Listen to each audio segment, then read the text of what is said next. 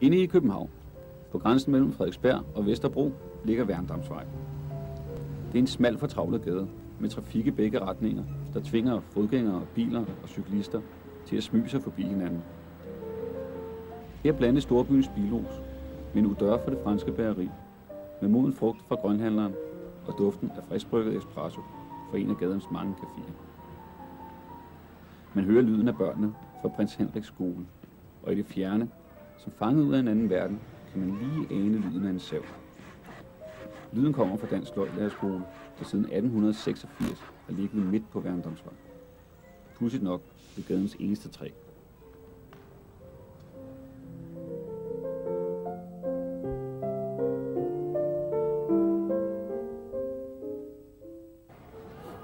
Vi er en skole i dag, der efteruddanner lærere først og fremmest, men også uddannede pædagoger.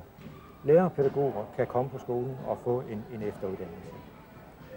Det vil sige, at det er folk, der er i sving ude på skolerne, ude på institutionerne med praktisk undervisning. Men som altså har opdaget, at der er en hel masse ting, man kan hente gennem det praktiske arbejde, eller rettere en hel masse ting, man kan nå gennem praktisk arbejde.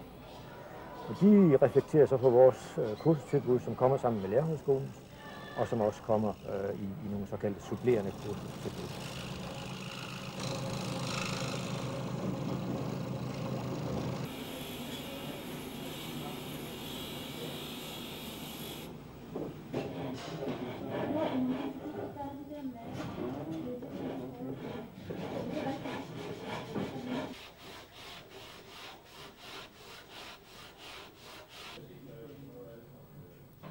I efteråret 1996 flytter Dansk Sløjdlærerskole til Emdrupvej.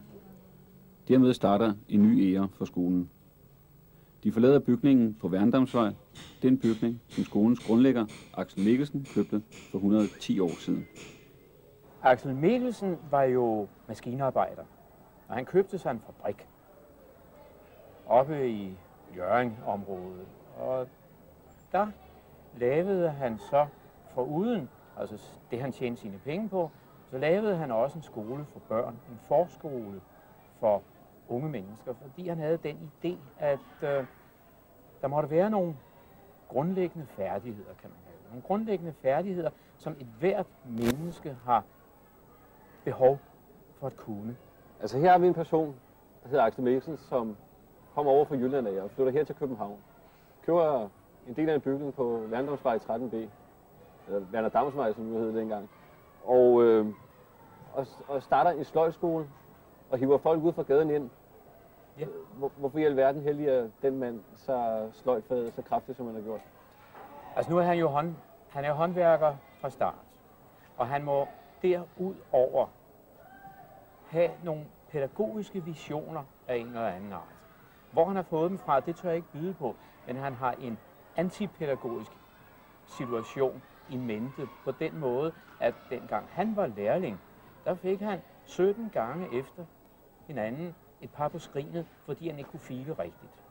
Men humlen ved det var, at der var aldrig nogen, der prøvede at fortælle ham, hvordan man skulle file.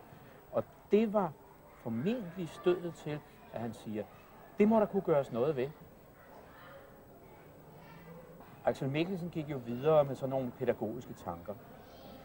Vi bliver næsten nødt til at sige, at han havde altså også været i Sverige, og der set nogle prægtige eksempler på manuelt arbejde. Og han tog her hjem igen og sagde, at nu ville han bruge resten af sit liv for at få indført sløjd i den danske folkeskole. For det mente han, det var noget, der var nødvendigt. Axel Mikkelsen var en mand med visioner.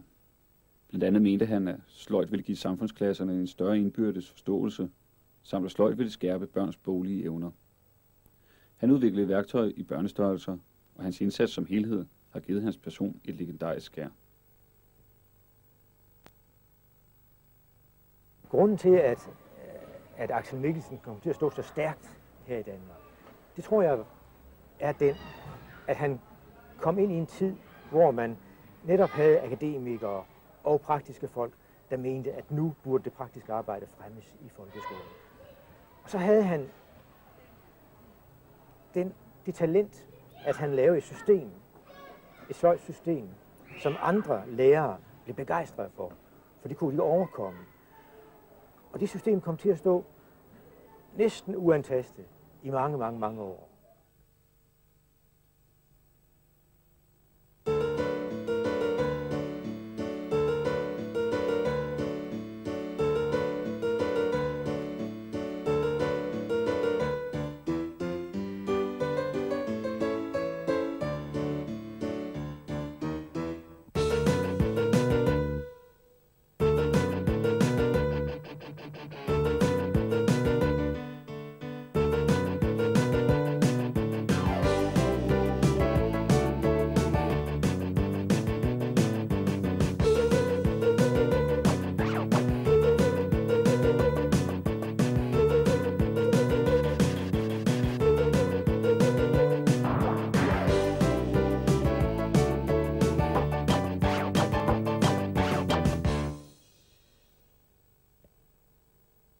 Jeg har også gravet lidt i historien, og så kan jeg læse her, at Axel Mikkelsen oprettede ved Kubæk Strand etatskuren med kursløjt for nervesvækkede mennesker for etaterne.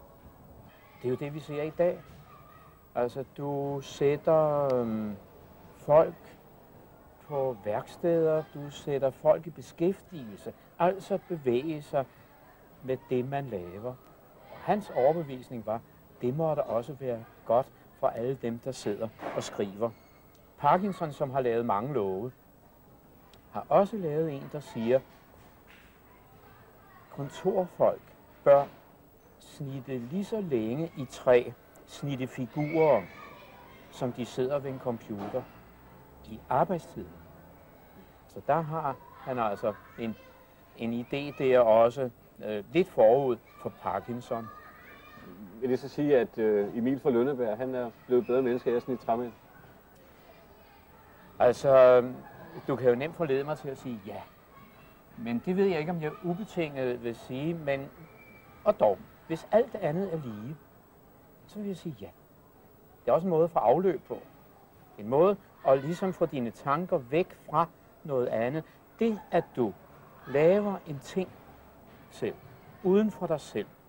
Det vil sige, at du har noget af din sjæl og din ånd liggende der foran dig, i form af en figur, i form af en skammel, et skib eller hvad. Det betyder, at du kan forholde dig til noget uden for dig selv. Det er vigtigt. Det kan du ellers kun ved at se i et spejl. Og der ligger din sjæl ikke andet end som en spejling, men i genstanden. Den kan du også spejle dig i. Når man så tager Axel Mikkelsen og hans filosofi og pædagogik, som immervæk er over 100 år gammel, hvordan kan den så passe ind i et moderne samfund i dag? Nej, det kan den heller ikke, men mange af de ting, han gik efter, har ikke forandret sig. Man kan sige, at hans målsætninger, de står der stadigvæk. Men han begrundede sløjd som pædagogisk tilrettelagt praktisk arbejde. I dag begrunder vi sløjd som pædagogisk begrundet praktisk arbejde. Altså det er ikke en bestemt tilrettelæggelse af arbejde, det drejer sig om længere. Det er nogle mål, det drejer sig om. Og så må det blive lærerens egen opgave at finde ud af, hvordan når jeg de mål. Det kan vi give nogle tip om her. Men meget ofte i samtalen omkring bordet, er det ligesom et tip fra andre lærere, man får. Hvordan gør man det der derude?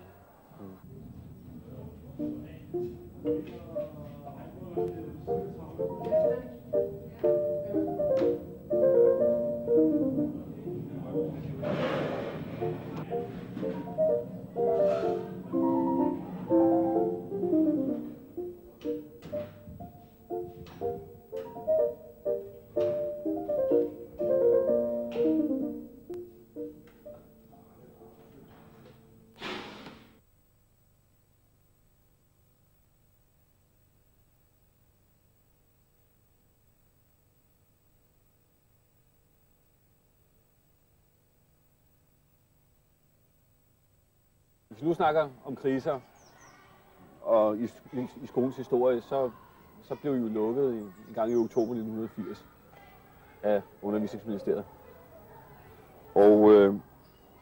Og så kan jeg læse her, at efter skjult virksomhed i Undervisningsministeriet fremgår det, at skolen alligevel genopstår. Altså efter skjult virksomhed i Undervisningsministeriet. Ja, det har jeg en vis forklaring på. Altså primært blev der jo gjort en masse. anmeldelse til tv-studier, optagelse landet rundt, underskriftindsamling, henvendelse hos ministre osv. Men der var 2 mennesker, som betød noget på de rigtige steder. Den ene var undervisningsdirektør Tage Kampmann, og den anden var tidligere forstander her på stedet, også tidligere sløjdinspektør Kjeld Petersen. De 2, og under især Kjeld Petersens enorme argumentation over for Tage Kampmann, der lykkedes det altså at få skolen op at stå igen. Muligvis på grund af et økonomisk problem, fordi Kjeld Petersen påviste, at det ville blive dyrere for staten simpelthen, hvis man lukkede denne her skole. Kjeld Petersen er en person, der nok nævnes for lidt i forbindelse med skolen her. Det er altid Axel Mikkelsen, der hentes frem, fordi han nu startede det hele og byggede det op, og så overlod det til andre at køre videre. Men det var faktisk Kjeld Petersen, der formåede at ændre skolen fra at være en skole, der kørte med en bestemt metodik, til at være en skole, der lagde op til, at lærerne selv bestemmer metoden, de vil anvende. Det var ham, der gennemførte et kæmpe arbejde for sløjd i danske skoler. Ingen tvivl om det.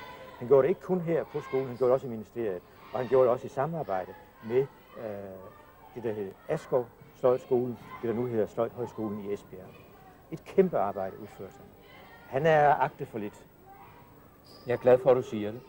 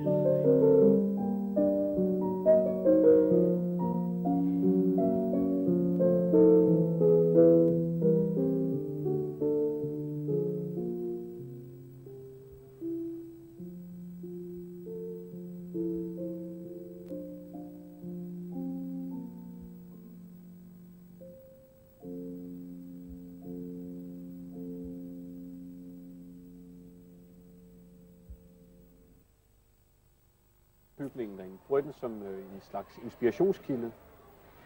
Ja, i højeste grad. Fra kælder til kvist er den inspiration. Og det er så lidt af problemet ved at skue fra. Vi er lidt nostalgiske, for vi kan jo lide bygningen, men den er for lille nu. De værksteder, vi kan lave her, er for små, og vi ligger alt for langt væk fra de andre fag, som vi skal i samarbejde med, og som vi skal hjælpe med at gøre deres fag mere praktiske.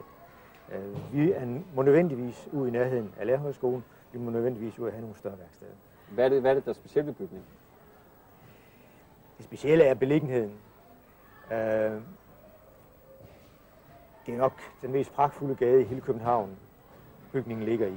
Der er 48 specialbutikker, og så sløjdlærerskolen. Vi må ikke blive en specialbutik for sløjd, samtidig med, at den skolemæssige udvikling foregår et andet sted i byen. Vi må ud og være med, der hvor der sker noget i dag. Og det er på Embervej og ved Lærerhøjskolen. Bygningen må derud, det er jeg enig i, men det er med begrædelse, at man må forlade et sådan sted, hvor man kan sige, det var her nede i kælderen, at Axel Mikkelsen startede sin sløjdstue. Det kan godt have en vis pædagogisk virkning. Hvad med Axel Mikkelsen? Vil han flytte med jer? Så det er, ja, det vil jeg primært håbe. Det er ikke mig, der kan gøre noget for, at han gør det. Men den ånd, han repræsenterer, kan man ikke løbe fra. Det kan godt være, at der i løbet af ganske få år ikke er nogen, der egentlig ved, at det, de gør nu, er egentlig også Axel Mikkelsens ånd. Det må man nok regne med. Hvis vi oplever ude i den nye bygning, og det håber vi gør, at lærerne bliver lige så engagerede, som de er her, så er det lykkedes at flytte det, du kalder ånden med derude. Nu har vi lige haft grundlovsdag, og grundlovsdag er samtidig farsdag. Der har vi så glemt i vores kursusplanlægning at holde en halv fridag. Så sagde vi til lærerne, at det måtte de selv finde ud af med holdene, om der skulle holdes en halv fridag eller ej. Jeg kom op til et hold her, og de sagde, nu har vi drøftet tingene. Og eftersom det er farsdag, så holder vi ikke fri. Den kunne jeg godt lide, fordi det er engagement, og det er det, vi oplever hele tiden. Man kigger på og siger, skal jeg allerede hjem? Man bliver optaget af det praktiske arbejde, man engagerer sig i det. Og hvis lærerne kan gå ud på skolen og få eleverne til det samme, så er tingene lykkedes. Så virker skolen, som den skal virke.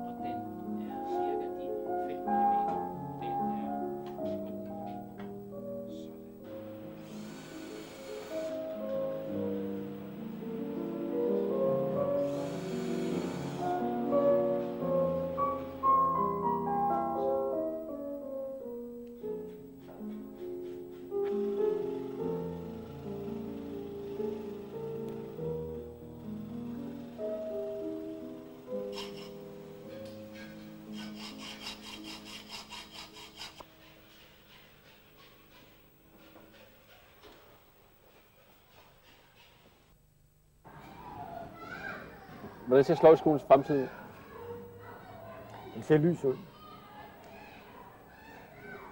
Vi vil efteruddanne lærere fortsat. Vi vil efteruddanne pædagoger fortsat. Og jeg tror, vi vil gøre det i større og større omfang. Det kan godt være, at hvis man går ud og kigger på et almindeligt skoleskema i folkeskolen, at så vil sløjd ikke indtage mere plads på skemaet, end det gør i dag. Men det betyder jo ikke, at der ikke foregår mere praktisk arbejde, end der gjorde tidligere. Der vil være praktisk arbejde i historie, der vil være praktisk arbejde i naturteknik, i dansk vil der være praktisk arbejde, og i samtlige fag vil der i et eller andet omfang være praktisk arbejde.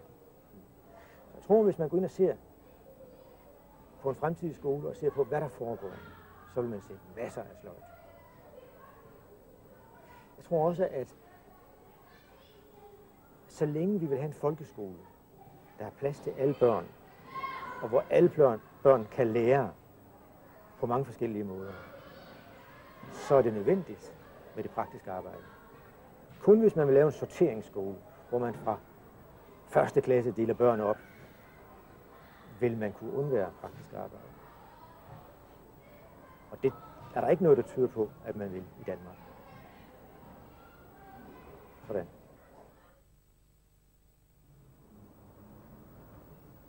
Fattig på plads, men rig på charme. Et hus. En skole. Skabt af Axel Mikkelsen. Vi efterlader huset, men flytter kernen i Mikkelsens idé til nye og større rum.